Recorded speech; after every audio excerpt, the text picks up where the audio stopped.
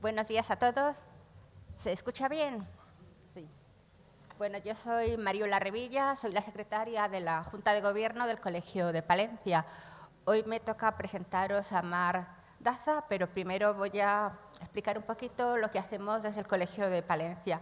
Ya sabéis que la Junta de Castilla y León, en su compromiso contra la lucha contra la violencia de género y las agresiones sexuales, ha puesto en programa en marcha servicios para asistencia a la víctima y, en concreto, para atender todas sus necesidades, tanto con recursos informáticos, informativos, así como asistenciales para las personas afectadas. En concreto, en la Junta de Castilla y León, desde el año 2020, tiene un programa pionero de asistencia a todas las víctimas, en concreto de agresión sexual.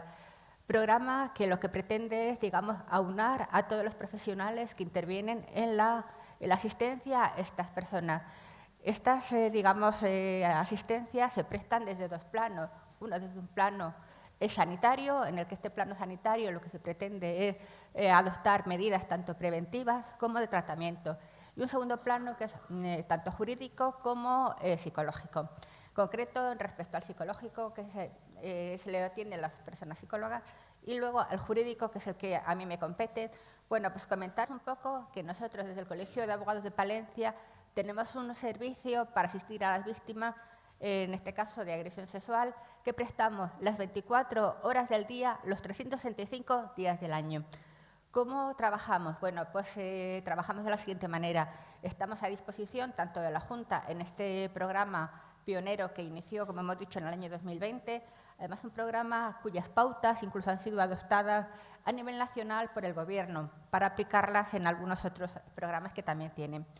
Nosotros, como decimos, bueno, pues en coordinación con la Junta y con los miembros y fuerzas de seguridad del Estado, tanto Guardia Civil como Policía Nacional, pues digamos que nos avisan cuando conocen de un caso de violencia o sexual o violencia, digamos, de género. Entonces, estamos a disposición de las víctimas, como decimos, las 24 horas del día. Entonces, en el momento que nos llaman, o sea, nuestra intervención, intentamos que estar desde el minuto 1 asistiéndolas. Acudimos a comisaría o bien a comisaría o a la Guardia Civil para atenderlas presencialmente. Si alguna no quiere acudir a comisaría o porque tiene miedo o no quiere acudir, pues también le asistimos de manera telefónica, sobre todo cuando no tienen muy claro si formular denuncia o no. Entonces, cuando deciden formular denuncia, estamos presentes con ellas en comisaría o en la Guardia Civil, como hemos dicho. Las asistimos en la declaración, sobre todo ayudándolas a que tengan las ideas claras y a que la denuncia vaya redactada de la forma más concreta posible para que quede todo muy claro. Es muy importante, sobre todo a la hora de que ellas tengan claro qué es lo que quieren denunciar, los hechos y, sobre todo, para pedir sobre todo una orden de protección. O sea, es decir, lo que nosotros pretendemos es que se adopten una serie de medidas cautelares y luego, una vez que la denuncia se formula, pasa directamente al juzgado. Va a ser al juzgado, una vez que se ha solicitado la orden de protección, es quien va a tomar la decisión. Pero las intentamos ayudar a que, digamos, que tengan claro qué medidas cautelares se pueden solicitar y cuáles precisan. Normalmente pueden ser penales o civiles. En las penales pues pueden ser una orden de prisión para el agresor, puede ser el establecimiento de una pulsera, orden de alejamiento, que es lo normal. Y también medidas civiles en el supuesto en que haya, sobre todo, hijos menores, pues para tomar esas decisiones. Si precisan de una casa de acogida, pues lo que precisen en ese sentido. La asistencia gratuita, la asistencia para estas víctimas es gratuita en todos los intervinientes del procedimiento. Y las asistimos, como decimos, tanto en el juzgado como cualquier gestión que necesiten. Imaginéis, pues tanto en medidas civiles como penales, incluso en el orden laboral social, si tienen que solicitar conciliación de la vida familiar, personal y demás. Este servicio está funcionando, entendemos que bastante bien, ya decimos que nosotros prestamos atención en todo el momento y, desde luego, las ayudamos a que tengan un poquito las ideas claras a la hora de redactar, de que la denuncia vaya lo más clara posible y de que prestar los servicios en todo aquello que ellas precisen. ¿De acuerdo? Y ahora pues voy a presentar sin más a Mar Daza, porque bueno, ya nos va a dar una estupenda ponencia. Mar Daza Bonachella es doctora en Derecho, experta universitaria en Criminología y experta universitaria en estudios sobre malos tratos y violencia de género. Primero fue abogada, durante unos 5 años, creo que en Málaga. Luego fue jurista, criminóloga del Servicio de Atención a las Víctimas de Andalucía en Granada durante 10 años. En el 2014 defendió su tesis doctoral sobre victimología, de la cual se publicó el libro Escuchar a las víctimas, Victimología, Derecho Victimal y Atención a las Víctimas, que publicó la editorial Tirant lo Blanc. Es analista jurídica en la asociación La Sur desde el año 2016. Colabora en investigación y docencia en varios de sus proyectos, por ejemplo, análisis de datos del Consejo General del Poder Judicial sobre violencia de género, análisis de sentencias de feminicidio, informe y dossier sobre violencia sexual, cursos online sobre violencia de género, violencia sexual, trata y explotación sexual o abolicionismo internacional de la prostitución. Ha participado en diversas jornadas, seminarios, congresos, etc. Ha sido consultora, formadora, experta, externa o coinvestigadora con otras entidades, ayuntamientos, empresas, Policía Local de Granada. Algunas de carácter internacional, como el Instituto Europeo de Igualdad o incluso la consultora portuguesa CESO. Actualmente es asesora jurídica de 2 centros de información de la mujer de 2 pueblos cercanos a la localidad de Granada y colabora en un estudio de la Universidad de Ottawa sobre el uso y supuesta alineación parental como estrategia de defensa de abusadores y maltratadores. Muchos de sus trabajos y publicaciones se llevan a cabo en Academia Edu. Ahora mismo su conferencia va a basar sobre victimología, violencia sexual, abordaje jurídico desde el punto de vista de la víctima. Cuando quieras, Mara. Muchas gracias, Mariola. Muchas gracias a las organizadoras de estas jornadas. Son fundamentales. Hay mucho que cambiar en este ámbito y bueno, en ello estamos. Mi ponencia va sobre un abordaje jurídico victimológico de la violencia sexual. Y este es un poco el esquema de lo que quiero tratar. Tengo una presentación muy larga, aviso. Tendré que ir muy rápido por muchas cosas, pero no he querido acortarla. Bueno, está basada en algún curso que he dado anteriormente, pero no quería acortarla porque me parece útil el que, las referencias, que la tengáis completa, que podáis tener el PDF, hay muchos enlaces, hay cosas en las que se puede profundizar, etcétera. Entonces, aunque yo hoy aquí vaya rápido, pues me parecía interesante poder facilitaros la presentación completa para poder dedicarle luego más tiempo cada uno en su casa, ¿no? Y bueno, este es un poco el esquema. Vamos a ver, porque bueno, las leyes no surgen como las setas, ¿no?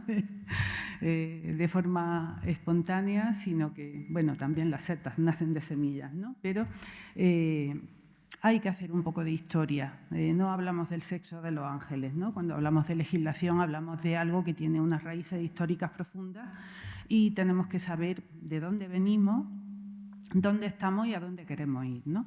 Y bueno, un poco ese es el esquema general. De dónde venimos, un poco de historia, antigua y no tan antigua. ¿Dónde estamos? Pues vivimos en una situación de punitivismo, pero también de gran impunidad de las agresiones sexuales. ¿Y a dónde queremos ir? Bueno, pues tenemos ya herramientas. Tenemos la LOGILS, la Ley de Garantía Integral de la Libertad Sexual, y queremos implementarla. Protección y buen trato a todas las víctimas, reparación y sanción proporcionada a todos los victimarios. Un poco de historia. Uy, qué estilizada veo yo aquí la imagen, ¿no? Un poco de historia antigua, decía. Bueno, pues si examinamos nuestro imaginario cultural grecolatino, ¿no? Pues vemos que a la mujer se la presenta, sobre todo a la mujer bella, ¿no? Como virgen o mártir o culpable. O sea, la mujer que era vulnerada por hombres, pues eso no se contaba, no se podía contar, o cuando se contaba la mujer era marcada y expuesta, estigmatizada, ¿vale? Aquí hay una serie de imágenes de la iconografía. Aquí están recogidas un poquito las historias, ¿no? de este imaginario cultural, de las imágenes que he recogido. Esto está sacado de Wikipedia, que es, digamos, el fondo de saber popular colectivo, ¿no? que tenemos hoy accesible para todo el mundo. Y vemos pues, precisamente esta historia de mujeres vulneradas por hombres hombres poderosos normalmente o más poderosos que ella y castigadas a consecuencia de haber sido vulneradas. Me llamó muchísimo la atención la historia, por ejemplo, de, bueno, pues, todas ellas, ¿no? Pero la de Lot y sus hijas ya como que te explota la cabeza, ¿no?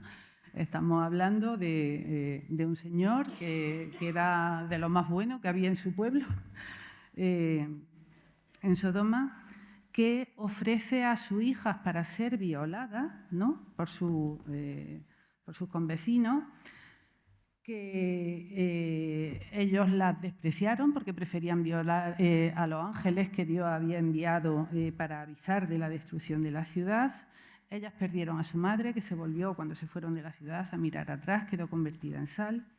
Y bueno, pues según la leyenda recogida en la Biblia, ellas deciden emborrachar a su padre y tener relaciones sexuales con él para quedarse embarazadas. O sea, su padre se emborracha, las viola y las culpables son ellas. Creo que no hace falta mucho más, ¿no? Es evidente que quien escribió esta historia era un hombre y cuáles eran sus intenciones, ¿no? Las de garantizar la impunidad del violador. Hoy, esto ya es hoy, ¿no? O un ayer muy reciente, la historia de Lolita, ¿no? Y lo que tenemos hoy, las niñas son hipersexualizadas, son expuestas, son invitadas a exponerse, pero no se advierte, aquí hay unos cuantos enlaces, artículos y tal, que os invito a leer, ¿no? Sobre bueno, pues el impacto psicológico de la hipersexualización en la infancia, el peligro de la hipersexualización infantil, el mito de Lolita, cada vez más pornográfico, la pornificación de la cultura y la política sexual de la pornografía, de Mónica Lario, a quien tendremos aquí hoy. Bueno, pues invito a profundizar en estas ideas. No podemos pararnos mucho, pero la cuestión es que las niñas, las jovencitas, son hipersexualizadas, son expuestas y son invitadas a exponerse. Se advierte del riesgo de una forma muy velada, ¿no? Los cuentos infantiles no advierten del riesgo, de Caperucita Roja, La Bella Durmiente, pero de una forma pues, metafórica y tal, que no queda muy clara. Ahora ya sí se empieza a hacer, ¿no? Empezamos a hacer talleres en los colegios, en las escuelas, sobre formación afectiva y sexual, sobre violencia también en los institutos. Pero antes no sabíamos qué pasaba, ¿no? Y cuando te ocurría no sabías de dónde, por qué, ni qué era lo que te estaba sucediendo. Se materializaba la agresión y era tu culpa, ¿vale? Era tu culpa y no se podía hablar de ello, porque si hablabas de ello eras tú quien perdías tu libertad, básicamente. Hablamos de la cultura de la violación, como se va a profundizar más adelante. Entonces tenemos que cambiar la cultura, como se ha dicho aquí, ¿no? Hace falta cambiar la cultura, hace falta educación con todo lo que eso supone de cambiar la cultura. Es muy difícil, tiene una raigambre muy profunda, ¿no? Necesitamos educación afectiva y sexual desde la más tierna infancia, pero educación afectiva y sexual sin miedo, para contrarrestar la antieducación que reciben las niñas y los niños hoy desde la pornografía, desde edades muy tempranas. ¿Cómo podemos desmontar el sexismo, el machismo, el racismo, el capacitismo, el edadismo y el capitalismo del que parece incuestionable, ¿no? Pero ahí están las raíces de la legitimación de la discriminación y de las violencias en que se sustenta esa discriminación. La violencia tiene el sentido de mantener el status quo, ¿no? De mantener una situación de diferencia de poder. ¿Y cómo podemos frenar la adicción a las pantallas, las redes sociales, la mercantilización de todo, la cosificación de los seres humanos, especialmente de las mujeres, niñas y niños y adolescentes? Bueno, pues los medios que tenemos, los medios con los que contamos son esos: educación, formación, datos, estudios, informes, guías, apoyo a las víctimas. Todo esto necesita medios, evidentemente, no se puede hacer así sin tener recursos para hacerlo. Aquí he enlazado una guía para madres y padres sobre la hipersexualización de niñas y niños que me parece interesante. ¿Cómo desmontamos entonces todo esto? Bueno, pues es complicado, evidentemente hay mucho que cambiar, pero bueno, pues el recurso que tenemos es el feminismo. ¿Y de qué hablamos cuando hablamos de feminismo? Pues el feminismo, aquí he puesto una definición que me parece muy sencilla y muy clara. Es la noción radical de que las mujeres somos seres humanos, con todo lo que ello implica. Las mujeres, las personas con discapacidad, las personas con enfermedad mental, las mayores, las niñas, las personas en estado vegetativo. Somos seres humanos, ¿vale? No somos cuerpos. Y esto que nos parece una obviedad hoy en día, bueno, pues desgraciadamente no lo es, ¿no? Aquí vamos también un poco a las raíces de nuestro sistema actual, la Revolución Francesa. La Declaración de los Derechos del Hombre y del Ciudadano del año 1789 era eso, una declaración de derechos del hombre y del ciudadano, de la que las mujeres estaban excluidas. Bueno, es documento fundamental de la Revolución Francesa y base de la Constitución que aprobó la Asamblea Nacional en el año 1791. Ahí estaban fuera las mujeres y estaban fuera los esclavos. La Convención Nacional abolió la esclavitud en 1794, pero las mujeres no entraron. Olympe de Gouges publicó, entre otras obras, una declaración de los derechos de la mujer y la ciudadana, y era, bueno, parafraseando la Declaración de los Derechos del Hombre y del Ciudadano, incluyendo a las mujeres, ¿no? Bueno, pues por desgracia, Olympe de Gouges fue guillotinada en el año 1793 y, bueno, invito a hacer un ejercicio de imaginación cómo sería hoy el mundo si esta mujer, en lugar de haber sido guillotinada, hubiese sido reconocida como sus contemporáneos, como Rousseau, ¿vale? ¿Cómo hubiese evolucionado el mundo en ese caso? Probablemente sería muy distinto a lo que es hoy y mucho mejor de lo que es. Hablamos de delitos contra la libertad sexual, hablamos, por tanto, de libertad sexual. La más vulnerada es la de las mujeres. Las mujeres tenemos libertad sexual, pero aquí en España tenemos libertad sexual solo desde 1989. Antes no teníamos tal cosa como libertad sexual, teníamos honestidad. O sea, nosotras éramos las depositarias, a través de nuestra honestidad, del honor masculino. ¿Vale? El honor masculino se basaba en la honestidad de la mujer que estaba sometida a la autoridad del hombre. 1789, hace 4 días, ¿vale? Literalmente, hace 4 días. Entonces, hasta la Ley Orgánica de la 3/89 de 21 de junio, el título en ese momento era el 9º, hoy el 8º del libro 2 del Código Penal, hablaba de delitos contra la honestidad. En 1989, cuando se reconoce que el bien jurídico protegido por los delitos de este título es la libertad sexual, ya no es la honestidad. Yo estudié Derecho bajo ese Código Penal que recogía los delitos como delitos contra la honestidad, ¿vale? Ya, bueno, evidentemente ya mucha gente protestábamos por aquello, porque, bueno, la Constitución sí la habíamos estudiado y nos considerábamos poseedoras de esos derechos fundamentales que reconoce la Constitución. O sea, que aquí había un conflicto y sigue existiendo un conflicto, ¿no? Porque, bueno, es difícil renunciar a los privilegios y uno de los privilegios masculinos durante muchos siglos ha sido el de la impunidad, el de poder hacer con las mujeres lo que considerasen oportuno en la más absoluta impunidad.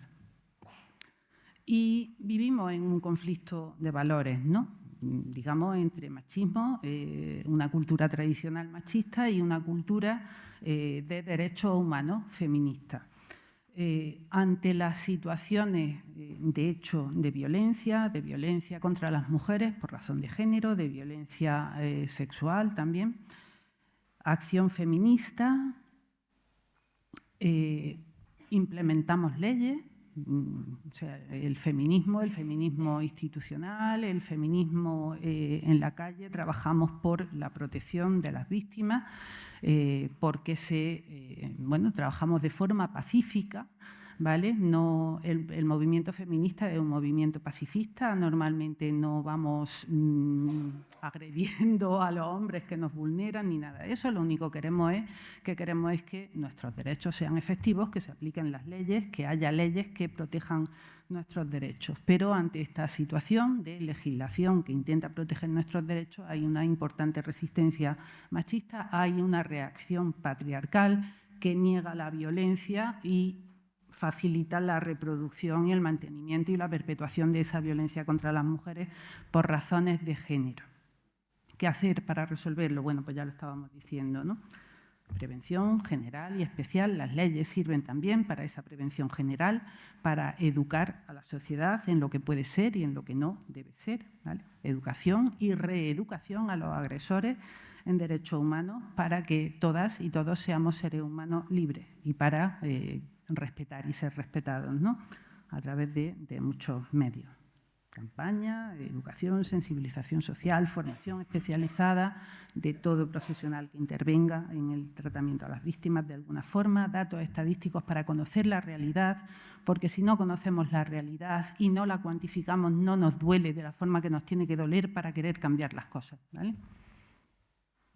Entonces, ante la violencia sexual, ¿qué teníamos? Bueno, pues una situación o de silencio o, si no queremos silencio, el otro es feminismo. El feminismo es, además de esa noción radical de que las mujeres somos seres humanos, es todo un campo, un corpus teórico, científico, práctico, que tiene en cuenta, simplemente que nos tiene en cuenta las mujeres como seres humanos y que tiene en cuenta la producción de conocimiento sobre las mujeres desde las mujeres, ¿no?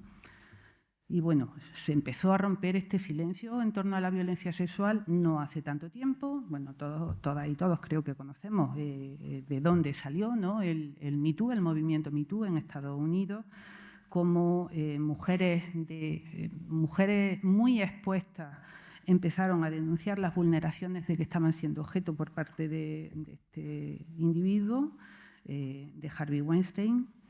Y bueno, aquí en España se preguntaban, ¿no? ¿Y el Me Too en España para cuándo? ¿Para cuándo? Pues bueno, se llevó a cabo en abril de 2018 un proyecto muy interesante, Cuéntalo. Bueno, aquí estaba Cristina Fallarás, estaba y continúa estando, y otra serie de gente de la comunicación y tal. Invitaron a mujeres a relatar a través de Twitter su historia, las historias de violencia que habían padecido, y en 14 días el resultado ya fue abrumador. Os invito a entrar en la web del proyecto, cada uno de esos puntitos es un relato de violencia, ¿no? Y los que están en rojo son relatos directamente de violencia y otros. Aquí un poco se explica, os invito a entrar y bucear. Lo que no se ha llevado aquí todavía a cabo es un Me Too, en el sentido del de Estados Unidos, de denunciar de forma clara y abierta o no de la forma que quizás haría falta, probablemente, de denunciar directamente a personas con nombre y apellido y poner de manifiesto si en alguna medida, bueno, tuvimos casos como el de Plácido Domingo, ha habido alguno, ¿no? Pero no de forma generalizada bueno, pues vamos a sacar las cosas a la palestra, entre otras cosas porque eso es difícil, es complicado, y cuando solo contamos con el testimonio de la víctima, bueno, pues llevar adelante un proceso y enfrentarse a lo que te puede venir encima cuando no tienes medios para poder probar aquella violencia de la que fuiste objeto hace años, ¿no? O hace tiempo, bueno, pues puede suponer muchas complicaciones. De manera que, bueno, pues eso lo tenemos un poco pendiente todavía. Todas las víctimas de delitos. Esto es un cuadro de Irving Waller, un victimólogo interesante, tiene algunos libros traducidos al español. Y este cuadro lo traduje en Escuchar a las víctimas, esta tabla, y recoge un poco pues eso, cuáles son las necesidades de las víctimas de delito, de las víctimas de todo delito, y los derechos correspondientes para poder satisfacer esas necesidades, ¿no? Todas las víctimas, incluidas las víctimas de violencia sexual, necesitan reconocimiento y apoyo emocional, información, asistencia, atención, para acceder a servicios públicos que les ayuden a satisfacer esas necesidades, ayuda para los gastos causados por la victimización, seguridad y protección del victimario es fundamental, la opción de expresarse ante la justicia, mejor seguridad pública e implementación de las medidas que se adoptan y de sus derechos, ¿no? Necesitan apoyo en los casos en concreto y asesoramiento personal por profesionales cualificados, entrenados, información sobre la aplicación de la ley, justicia penal, sanciones, sobre su caso, sobre cómo se puede desarrollar el proceso, etcétera. Defensa y asistencia, reparación en asuntos prácticos, sociales, etcétera. Fondos de emergencia y restitución o compensación del Estado y servicios gratuitos de salud física y mental. Prevención de la revictimización fundamental y protección frente al victimario. La opción de participar y estar representada en los procesos y, bueno, para demandar lo que en definitiva necesitan todas las víctimas, verdad, justicia, seguridad y reparación, ¿no? Estrategias avanzadas que reduzcan la victimización y medidas de ejecución y además encuestas de satisfacción a las víctimas, o sea, evaluación de las políticas que se van implementando. Esto es lo que ha tratado de hacer, lo que trata de hacer la Ley de Garantía Integral de la Libertad Sexual en este ámbito de violencia sexual. ¿Cuántas víctimas de violencia sexual en España nunca denuncian o, aunque lo hagan, no ven nunca satisfechas sus necesidades en relación con la violencia sufrida? La inmensísima mayoría, ¿vale? Aquí vuelvo a traer los datos de la macroencuesta de violencia contra las mujeres de 2019. El 13,7% de las mujeres son 2.800.000, 802.914, de 16 o más años, han sufrido violencia sexual. Y el 1,8%, o sea, 359.095 mujeres la habían sufrido en los últimos 12 meses. Se denuncia un porcentaje muy pequeño. En aquella macroencuesta, las personas que habían denunciado eran un 11,1% de quienes habían sufrido violencia sexual. De ese pequeño porcentaje denunciado, gran parte se archiva y gran parte es entre el 80 y el 85% de las denuncias y otra parte se absuelve. Aproximadamente en el año 2001 fue un 23,71%. Entonces, siendo muy optimistas, mucho, y suponiendo que hoy, con los cambios legislativos, etcétera, la dotación de recursos, de medios, ahora se denuncia el 15%, el 20% de la violencia sexual, hay que ser muy optimistas, y sabiendo, estamos hablando de violencia a personas de 16 o más años. En la infancia, por desgracia, es mucho más frecuente, ¿vale? Y sabiendo que se condena el 15% de la violencia denunciada, bueno, pues sabemos que se condena poco más del 2% de toda la violencia sexual, que es. O sea que más del 97% de los victimarios permanece completamente impune. Y eso tenemos que tenerlo en mente. Estamos hablando de un fenómeno en el que la cifra negra es tremenda, tremenda. Y esa cifra negra tiene que ir aflorando. Y esas víctimas que lo sufren en silencio tienen que ir siendo protegidas y tienen que tener espacio para poder expresar la situación que están viviendo y para que aquello frene y frene cuanto antes mejor, ¿vale? Aquí hay unos cuantos datos sobre el tratamiento judicial de la violencia sexual en España, los datos que hay disponibles, que son muy pocos, son muy pocos. Nos faltan datos detallados. Yo he sacado con datos de la memoria de la Fiscalía General del Estado, por un lado, y datos de delincuentes sexuales condenados, pues he establecido la relación, ¿no?, entre procedimientos abiertos en un año y delitos sexuales calificados y condenados en ese año, ¿no? Más o menos en una proporción.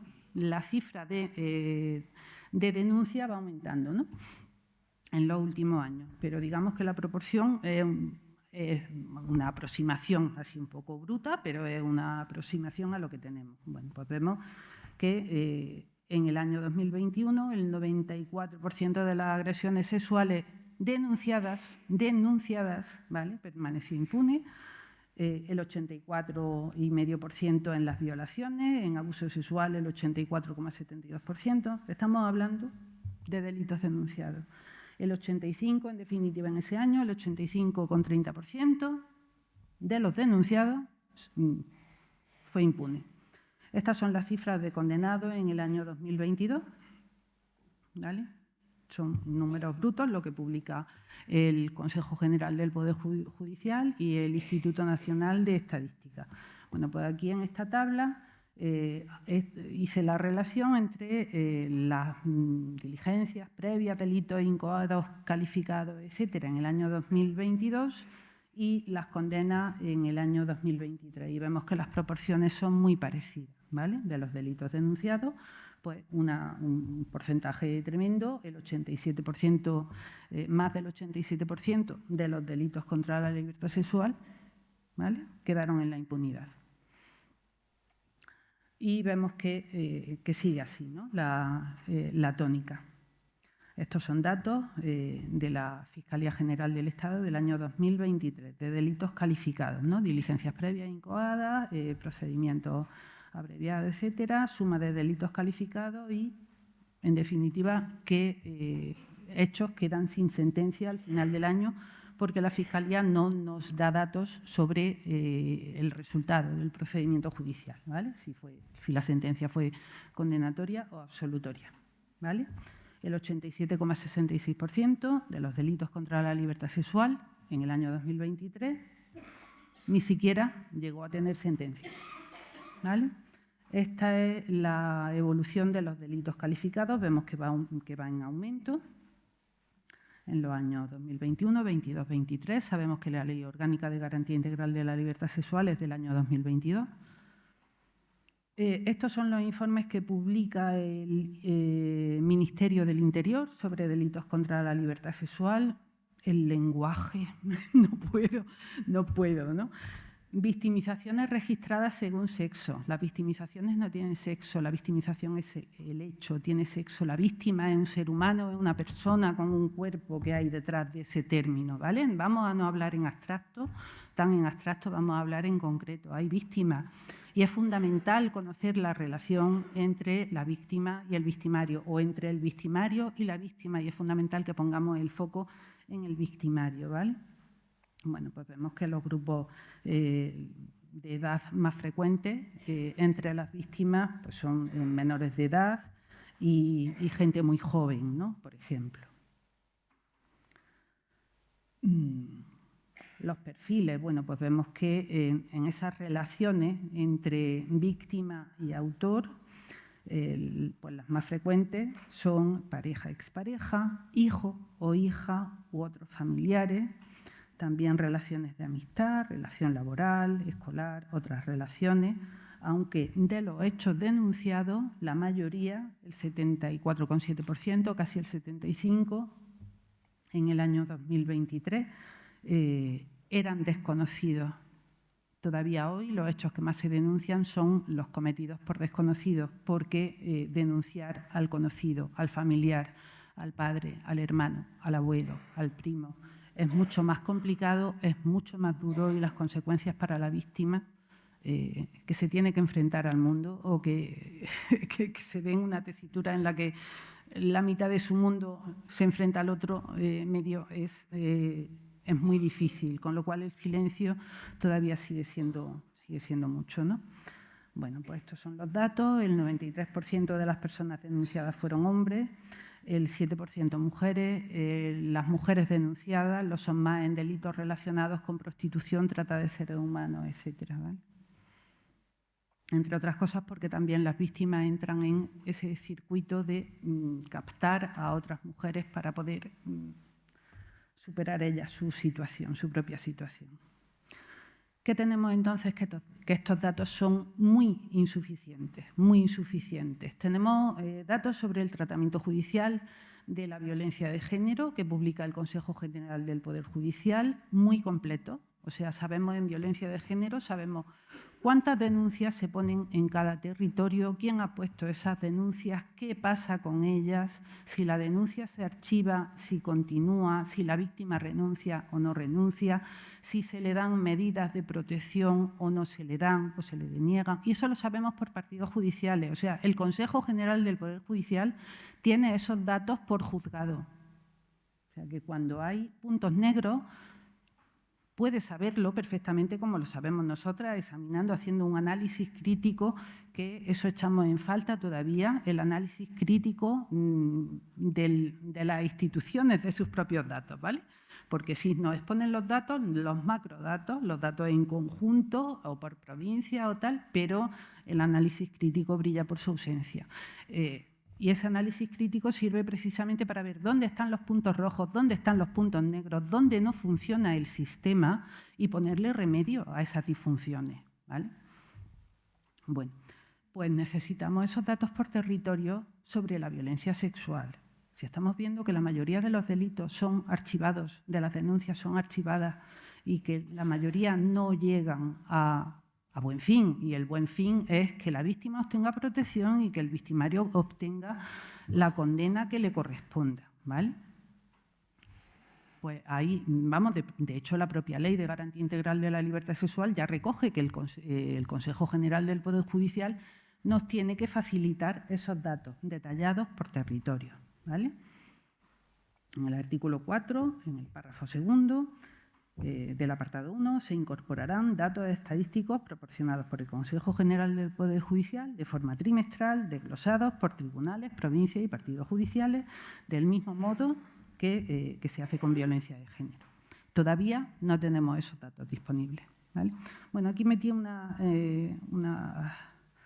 diapositiva sobre la Directiva de Víctimas, hablaba y la Ley del Estatuto de la Víctima del Delito Española del año 2015, hablaba de evaluación individual de las víctimas a fin de determinar sus necesidades especiales de protección, ¿vale? Tenemos que tener mucho cuidado con la sustancialización de la vulnerabilidad, ¿no? Que tiende a aquello que veíamos al principio, a culpar a la víctima de aquello que está sufriendo, ¿vale? La sustancialización, la culpa, y debemos de mirar más al victimario, ¿no? Esa etiqueta de especialmente vulnerable, que en teoría busca proteger particularmente a las víctimas consideradas especialmente vulnerables, necesitadas de especial protección y que en el ámbito penal se traduce en una agravación de la responsabilidad del victimario, en la práctica supone un grave problema de devaluación de estas víctimas y de impunidad de la mayoría de estos delitos. Tenemos que tener en cuenta que a más condena, o sea, condena más grave, más exacerbación de las garantías penales y procesales del victimario. Con lo cual, el agravar la condena no protege más a la víctima, de hecho. De hecho, muchas víctimas, estas víctimas que tienen victimarios familiares, no van a denunciar, sino más difícilmente cuando la condena se agrava. Ellas lo que necesitan no es que se le ponga una condena muy grave a su victimario, lo que necesitan es protección de ese victimario. Un poco les da igual que la condena sea de 3 años más, 3 años menos. Necesitan que las protejan hoy. Necesitan que las protejan hoy y hasta que ellas puedan reponerse de lo que han vivido, ¿vale? Entonces, bueno, pues tenemos que tener esto presente y que, bueno, pues son los estereotipos, la estigmatización, la reacción patriarcal frente a los avances en igualdad y contra la violencia de género digamos, un poco se amparan también en ese punitivismo exacerbado, ¿no? Y le dan cabida a ese discurso de las denuncias falsas por violencia de género, por violencia sexual, la mujer mala, la mala madre, la madre interesada, manipuladora, culpable. Y surgen pues, esos mecanismos de silenciamiento, de neutralización de las víctimas y especialmente de las víctimas más vulnerables, que son las niñas y los niños, ¿no? Mecanismos como el supuesto síndrome de alienación parental y sus derivados, ¿no? Que es un caso especialmente grave de mecanismos de neutralización que ha tenido un éxito internacional tremendo y contra el que hoy en día estamos luchando desde muchos frentes, pero que todavía, o sea, hay un negocio en torno a esto de la alienación parental que se basa en proteger a los victimarios y en conseguir su impunidad, en definitiva, ¿no? Entonces, bueno, pues este concepto, ¿no?, de que es una malversación el que las mujeres seamos vulnerables. No somos vulnerables, somos vulneradas. Estamos discriminadas, excluidas, explotadas. No cargamos la responsabilidad en la persona que sufre la vulneración, ¿no?, sino veamos cuáles son esos procesos de vulnerabilización social, porque frente a la vulnerabilidad somos corresponsables de los cuidados y de la atención a las necesidades de esas personas, ¿no?, que tienen las necesidades vitales de cuidado, de protección, etcétera. Y somos corresponsables de las respuestas sociales a la vulneración de los derechos humanos de todos los cuerpos, ¿vale? De todos los cuerpos. También del de la persona que está en estado vegetativo en una cama de un hospital o de una casa, ¿vale? Y hablo de cuerpos porque, bueno, porque el dispositivo de la persona, hay un libro muy bonito de Roberto Espósito que se llama así, El dispositivo de la persona.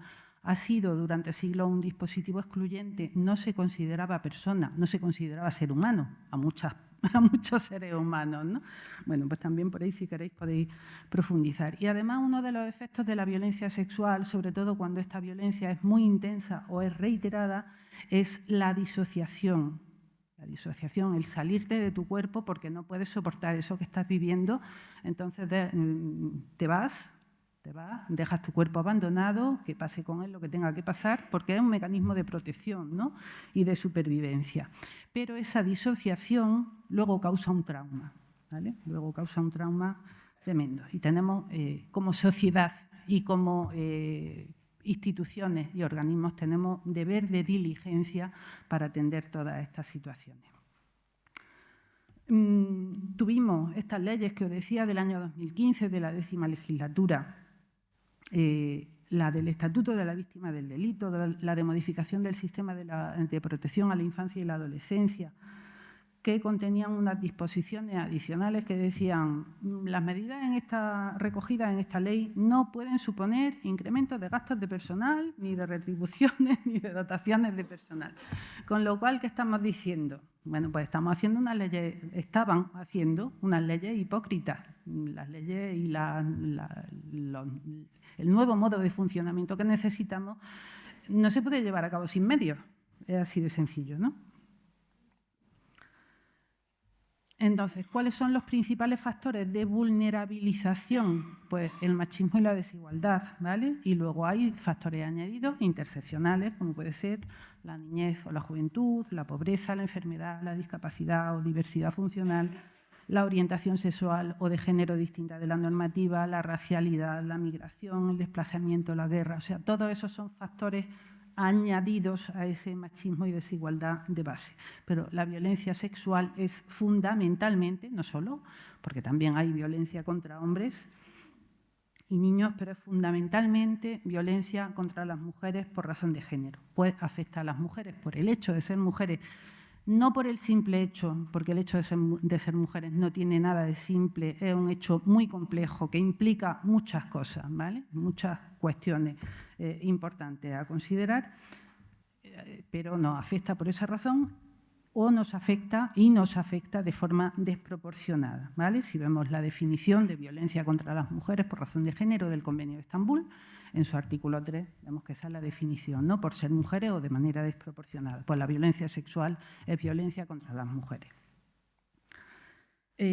Bueno, el movimiento feminista se puso en marcha, reclamando medidas, viendo cuál era la realidad que estaba afectando a las víctimas, y es muy llamativo lo que ocurre en los tribunales, ¿no? Y la desatención y el maltrato institucional que estaban recibiendo las víctimas y el maltrato mediático también, ¿no? El movimiento feminista se puso en marcha, logramos un pacto de Estado contra la violencia de género. Tuvimos que salir otra vez a las calles pidiendo que ese pacto de Estado se pusiera en marcha con medios. Conseguimos medios para ponerlo en marcha, ¿vale? Y pero la realidad que tenemos hoy todavía es que la juventud, yo trabajo en 2 centros de la mujer de pueblitos pequeños y veo un montón de casos todavía hoy de chicas jóvenes que están siendo vulneradas física y sexualmente por sus parejas, por conocidos, a través de las redes sociales, etcétera. ¿Qué es lo que está pasando? Bueno, que no solo la educación formal es la que forma a los jóvenes, ¿no? También se deseducan a través de los videojuegos, de las series, de las películas, de la pornografía, etcétera, ¿no? Entonces, bueno, pues hace falta mucho trabajo para desmontar esto y entre otras cosas, bueno, pues ya se hablará más adelante de la pornografía y de lo que estamos haciendo y de cómo limitarlo, ¿no? Lo que está sucediendo con ese tema, porque es una escuela de desigualdad y de violencia, lo que están recibiendo desde muy jovencitos. Y, bueno, pues en este primer informe sobre jóvenes y género, no me acuerdo de qué año era, pero vamos, que es relativamente reciente, pues veíamos que 1 de cada 5 adolescentes y jóvenes cree que la violencia de género no existe y que eso es un invento ideológico, ¿vale? Y, bueno, que las desigualdades de género no existen, por desgracia, ¿no? Bueno, ¿qué es violencia sexual? Pues todo acto de carácter sexual no consentido, sencillamente. Solo sí es sí y lo demás es violación. Es uno de los lemas que llevábamos a las calles, ¿no? Hablamos de libertad sexual de las mujeres. El hecho de que una mujer haya tenido relaciones sexuales, sea promiscua, sea como le dé la gana de ser, no justifica que se vaya a fumar un porro con un chico, no justifica que este chico la viole, ni que sus amigos la violen, ni que nada de eso. O sea, libertad sexual es hago con mi cuerpo lo que yo quiero con quien también quiera. Y punto. O sea, todo lo que se sale de eso es violencia y es delito, ¿vale? El placer del consentimiento. Es que hablamos, pues antes a las mujeres nos estaba vetado el placer. Las mujeres no teníamos tal cosa, teníamos que ser honestas. Entonces, ¿vale? Reventaba la cabeza con eso de el consentimiento y el placer de las mujeres. No es nada difícil, ¿vale? Cuando haya duda, pregunta. Y si no preguntas, es porque es no. Te abstienes. O sea, así de sencillo. He enlazado aquí los dosieres que hicimos en feminicidio.net, en geoviolencia, publicamos en geoviolencia sexual, que bueno, que os invito también porque nos vamos deteniendo en cada una de las formas de violencia, etcétera. Es interesante leerlo. ¿Cuáles son las formas básicas, los tipos básicos, ¿no? Hablamos de tipos penales, los tipos básicos de violencia sexual. Bueno, pues violencia sexual infantil, lo que antes de la ley de la LOGILS ya se llamaba aquí abuso sexual infantil, que incluía las agresiones sexuales y las violaciones, ¿vale? Es cualquier violación o agresión sexual a una persona menor de 16 años o a persona discapacitada necesitada de especial protección. Hasta esta ley, el abuso sexual en el Código Penal era un acto de carácter sexual sin violencia ni intimidación y sin consentimiento, lo cual es un absoluto contrasentido, porque cualquier acto sexual sin consentimiento en sí mismo, aunque no haya violencia física añadida, es un acto violento, ¿vale? La sumisión química es por sí misma violencia física y estaba contemplada en el Código como circunstancia que atenuaba la responsabilidad, que hacía que se considerase abuso en lugar de agresión, ¿vale? Y agresión sexual es acto de carácter sexual sin consentimiento y sin penetración. Violación es la penetración bucal, vaginal o anal o introducción de miembros corporales o objetos vía vaginal o anal sin consentimiento, ¿vale? Antes requería la violencia o la intimidación, ahora simplemente que no haya consentimiento. O sea, que no es la víctima quien tiene que probar que no había consentimiento. Y el consentimiento no requiere pedir ir al notario. ¿Vale? Es más fácil que eso. Bueno, esto, digamos, son un poco los capítulos que contempla hoy el título 8 de los delitos contra la libertad sexual. Antes de la LOGILS, antes del 22, se llamaban delitos contra la libertad y la indemnidad sexual. ahora son delitos contra la libertad sexual, que comprenden también los delitos contra quienes no pueden prestar ese consentimiento, ¿no? Pero hay una serie de, tenemos avances legislativos, pero hay una serie, como decía, de mecanismos perversos para que todo siga como antes era, ¿no?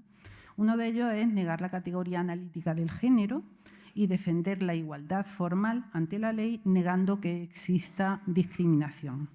Otro de ellos es el discurso de las denuncias falsas, generalizadas, muchas, casi todas, ¿no?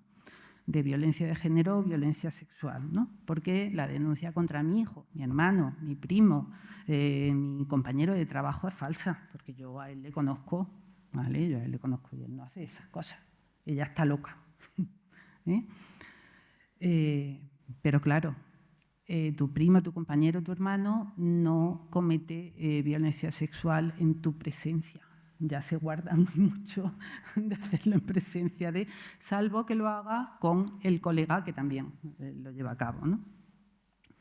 Y otro de los mecanismos muy perversos es el de, hoy hablamos de violencia vicaria, ¿no? El mantener el control de y a través de los hijos con la complicidad institucional, neutralizando y silenciando a las víctimas. El supuesto síndrome de alienación parental y sus reformulaciones, sus derivados.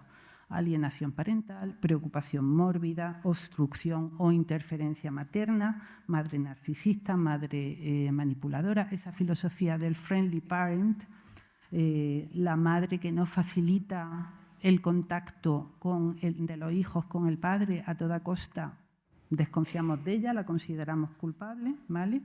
Esa figura del coordinador parental, que es marca registrada en España de la Fundación Filia, defensora, promotora, enseñadora del síndrome de alienación parental, etcétera, ¿no?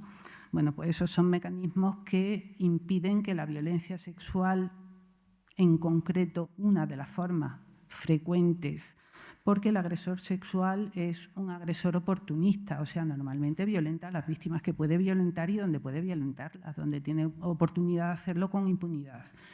¿Quiénes son las criaturas más accesibles para el victimario? Pues sus propios hijos, sus sobrinos, sus alumnos, pero sus hijos están en su casa. Y cuando la madre no está, están desprotegidos, ¿vale? Bueno, pues tengamos eso también en mente. Aquí he enlazado una guía de recursos online sobre maltrato, abuso sexual infantil y síndrome de alienación parental, una guía que yo tengo, o sea, son referencias bibliográficas, una serie de referencias bibliográficas sobre estas materias. Lo tengo en un documento de Google que está accesible para quien quiera entrar ahí a través del enlace que consta, ¿vale?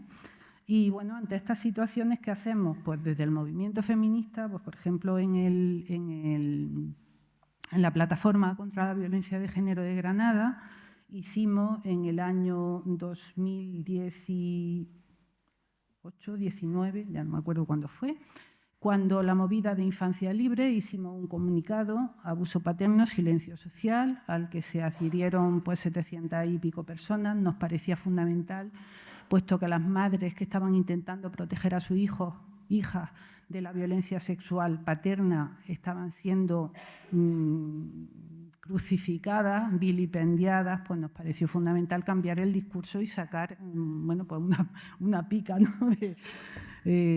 Una punta de lanza en favor de ella, explicando qué es lo que está sucediendo en estos supuestos, ¿no? Lo tenéis ahí también enlazado. Hemos conseguido nueva legislación que ya se establece sobre otras bases, ¿no?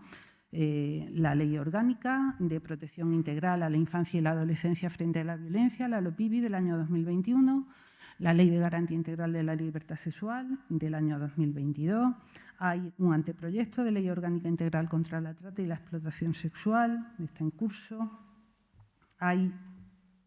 Sabemos que hay mucha trata, sabemos que hay muchas mujeres vulneradas, hay operaciones policiales donde se descubren muchas situaciones, pero luego pocos procesos continúan seguir adelante porque es difícil contar con los testimonios de estas víctimas a lo largo del tiempo, porque estos procesos, en general los de violencia sexual, se suelen dilatar en el tiempo de una forma desmesurada, ¿vale?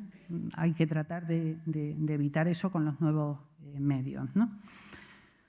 Hemos tenido, de hecho, comunicados de la Relatora Especial de Naciones Unidas y del grupo de expertos de Naciones Unidas en diversas materias, ¿no? Llamando la atención sobre qué es lo que está pasando en España.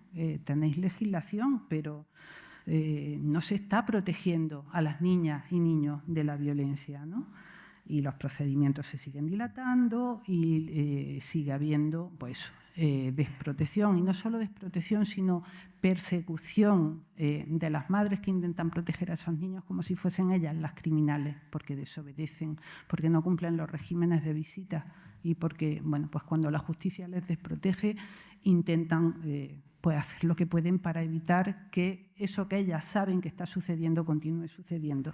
Entonces son ellas las castigadas, las sancionadas, y sobre ellas cae todo el peso de la ley y además con celeridad. O sea, esto no se dilata en el tiempo, ¿vale?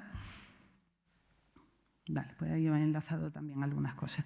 Y ya vamos a entrar un poco en la ley en concreto, en lo que tenemos ahora, ¿no? ¿A dónde queremos ir? Bueno, pues la Ley de Garantía Integral de la Libertad Sexual contiene como primera novedad el enfoque de derechos humanos, de género e interseccional, considerando todos los factores de discriminación. Y es una ley integral que trata de prestar atención a todas las violencias sexuales, que no son solo las contenidas en el título 8º, sino también la mutilación genital femenina, el matrimonio forzado, el acoso con connotación sexual, la trata de seres humanos con fines de explotación sexual, las violencias digitales, ¿vale?, de las que me imagino que se va a hablar con más detenimiento a lo largo de la jornada, y además en estos días estamos teniendo muchas jornadas dedicadas específicamente a eso, ¿no? En uno de los pueblos donde yo trabajo, Cuyar Vega, que era el pueblo de Ana Orantes, vamos a tener mañana y pasado una jornada específicamente dedicada a la violencia digital. También, por si alguien se quiere conectar, son por la tarde y se van a emitir en el canal de YouTube del Ayuntamiento de Cuyar Vega. Y bueno, lo que se trata es eso, de prestar atención a todas las violencias sexuales o actos que condicionan el libre desarrollo de la sexualidad en todos los ámbitos y con medidas de diverso tipo para detectar, prevenir, detectar, atender antes, durante y un tiempo prudencial tras el proceso penal, y proteger y reparar todo el daño causado a todas las víctimas. Eso es lo que pretende la ley, ¿no? Y se basa, bueno, en que estos derechos que se establecen son derechos que tienen que tener garantías de eficacia, de diligencia debida. El principio de diligencia debida, que hasta ahora no se está reclamando, ¿no? Tiene que ver con la diligencia debida, eso que decía, de que tengamos datos detallados de qué está pasando en los juzgados con la violencia sexual. Porque si hay un juzgado que archiva, hay un juzgado que no protege de forma sistemática, no se está cumpliendo con ese principio de la diligencia debida. Hay un juzgado que no investiga, hay un equipo que presume que esta madre está denunciando porque quiere aprovecharse, no sé qué, pero no escucha lo que le está diciendo la criatura y presume que la criatura miente porque le han lavado el cerebro. No se lavan los cerebros de las criaturas tan fácilmente. Ya quisiéramos las madres cuando queremos que nuestros hijos estudien, ¿vale? No es sencillo en absoluto, y menos para manipular a una criatura para que no quiera a quien quiere, ¿no? Eso no funciona de esa forma, ¿vale? Bueno, pues hay que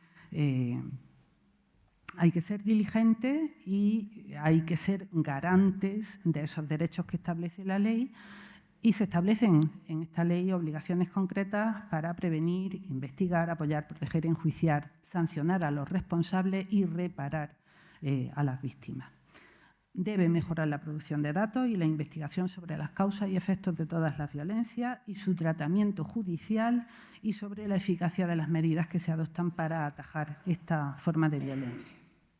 La ley incide en la prevención, la formación y la especialización. Medidas de prevención, sensibilización y detección en todos los ámbitos, especialmente educativo, sanitario y sociosanitario, para identificar las violencias sexuales y darle respuesta a las violencias más ocultas. Necesita formación, necesita protocolos de funcionamiento. Los protocolos de funcionamiento son acuerdos de mínimos que se deben de cumplir, ¿vale? No son un papelito para que se meta, un cuadernico para meterlo en un cajón, no, hay que tenerlo sobre la mesa y hay que estudiárselo y hay que aplicarlo. Hacen falta, dispone la ley, medidas de formación para garantizar la especialización de toda y todo profesional con responsabilidad en los ámbitos de la prevención, detección, atención, protección a las víctimas y enjuiciamiento de los investigados, ¿vale? Ámbito docente, educativo, sanitario, sociosanitario, servicios sociales, judicial, fiscal, administración de justicia, abogacía, forense, penitenciario y personal en el exterior, que esta es una novedad de la ley, porque ya venimos hablando de formación y formación especializada, pero no de forma tan clara y tan contundente como esta ley, ¿no? Se trata de hacer la atención integral accesible a todas las víctimas. Entonces, asistencia integral, especializada, gratuita y accesible, ¿no? Información y orientación, atención médica y psicológica inmediata y a largo plazo, atención a las necesidades materiales, asesoramiento jurídico previo, asistencia jurídica gratuita en los procesos, independientemente de la situación económica, como sucede en violencia de género, seguimiento de las reclamaciones, servicios de traducción e interpretación, atención especializada a las mujeres con discapacidad, a niñas y niños.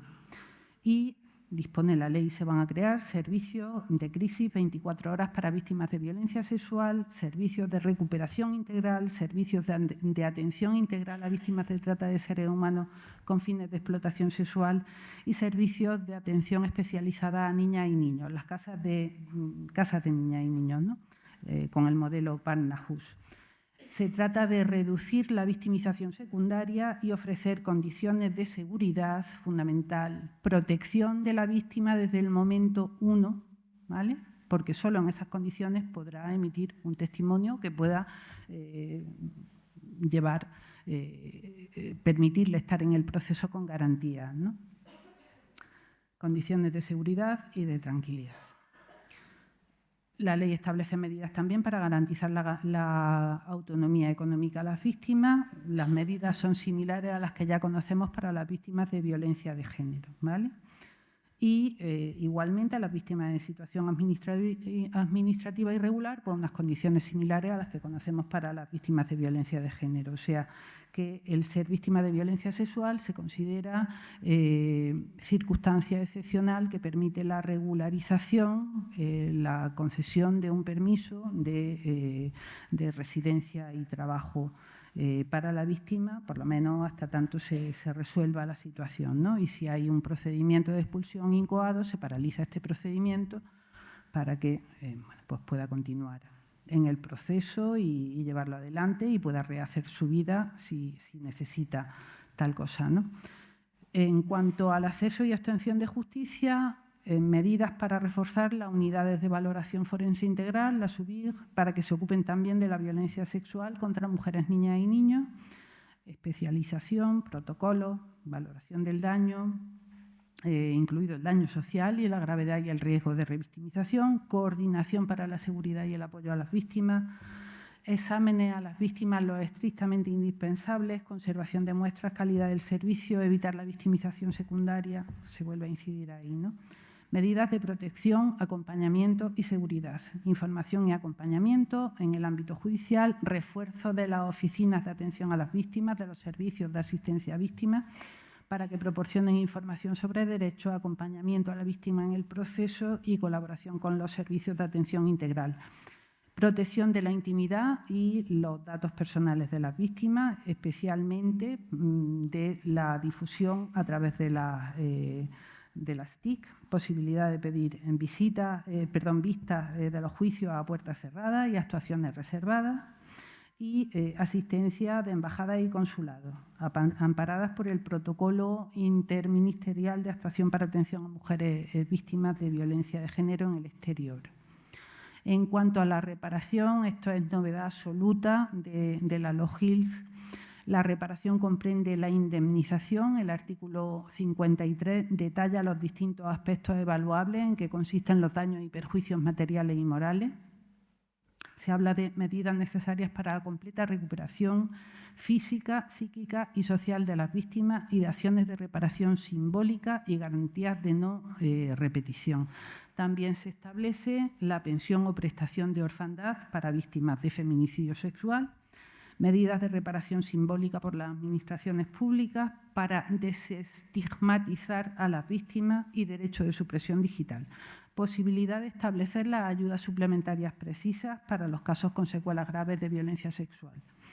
No estamos hablando, o sea, esto que nos parece muy novedoso y es mucho, ¿no? Bueno, pues yo cuando hice mi tesis doctoral, una de las partes de mi tesis que no se ha publicado, porque en el libro me pedían unas medidas máximas, dejarlo en 500 páginas, entonces esa parte, la segunda parte de la tesis no se publicó, sobre programas de ayuda económica a las víctimas de delitos violentos en España.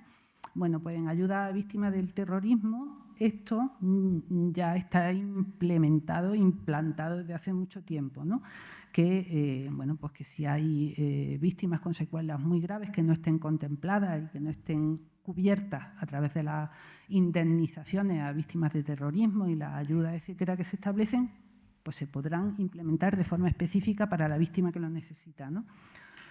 Medidas de protección efectiva para víctimas de represalias o amenazas, programas para reinsertar y prevenir la reincidencia de victimarios, medidas para la aplicación efectiva de la ley, ¿vale?, a través de la colaboración interinstitucional y social, en la propuesta, formulación, coordinación, seguimiento y evaluación de las políticas, colaboración también con la sociedad civil, con las organizaciones dedicadas a proteger a las víctimas de estos delitos.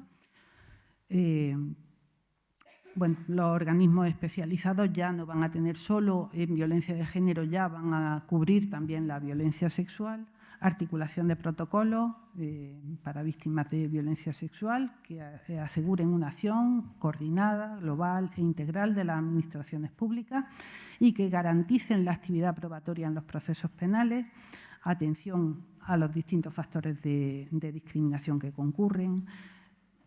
Se impone el que se desarrollará una estrategia estatal de prevención y respuesta a las violencias machistas para el impulso, desarrollo y coordinación de estas políticas y de los objetivos de la ley, una mesa de coordinación estatal sobre violencia sexual y que esta ley se evaluará a los 3 años incorporando los datos estadísticos de todas las fuentes, incluidos los datos sobre el tratamiento judicial de la violencia sexual. O sea que esperamos que para 2025 tengamos esos datos disponibles y podamos analizarlo. Aquí os enlazo la estrategia estatal para combatir las violencias machistas 2022-2025.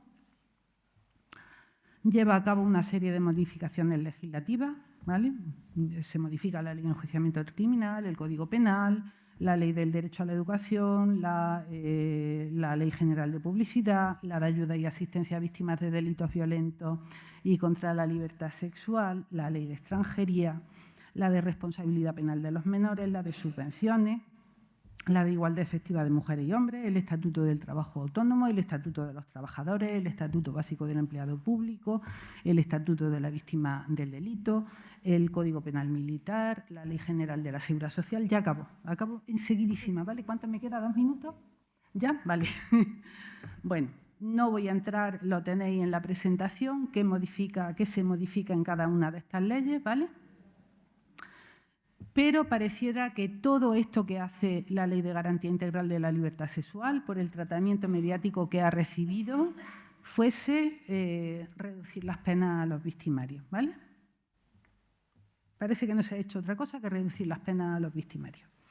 Rebajas de pena a los agresores. Estamos hablando de agresores condenados. De esos poquitos agresores, ese 2% aproximadamente de agresores que han sido condenados. Pero parece que todos los demás, el 98% de agresores que lo son y no constan en ninguna parte, esos no nos importan para nada, ¿no? Bueno, las normas transitorias del Código Penal. Bueno, una de las cuestiones que me parece fundamental es que la nueva ley contempla como pena accesoria algo que antes estaba previsto como posibilidad, pero que ahora es obligatorio, el que cuando la víctima es menor de edad, en todo caso, el condenado por un delito contra una víctima menor de edad, y puede serlo cuando la víctima es mayor, va a conllevar la condena a la privación de patria potestad o inhabilitación especial para el ejercicio de los derechos de patria potestad, tutela, curatela, guarda o acogimiento, y además la inhabilitación especial para cualquier oficio, profesión o actividad que conlleve el contacto regular con personas menores de edad, ¿vale? Esto me parece fundamental como medida para la prevención de la continuación del victimario en este tipo de actividad, ¿no? Y bueno, y como reflexión final, ¿no? La rebaja del tiempo de prisión a varios cientos de agresores sexuales ya condenados, que pareciera ser la única modificación que hubiera operado la Ley de Garantía Integral de la Libertad Sexual, la ley del solo sí es sí, mientras que de unos 350.000 a 400.000 delitos contra la libertad sexual cada año en España permanecen completamente impunes, ¿vale? Pues eso parece que no le importa a nadie.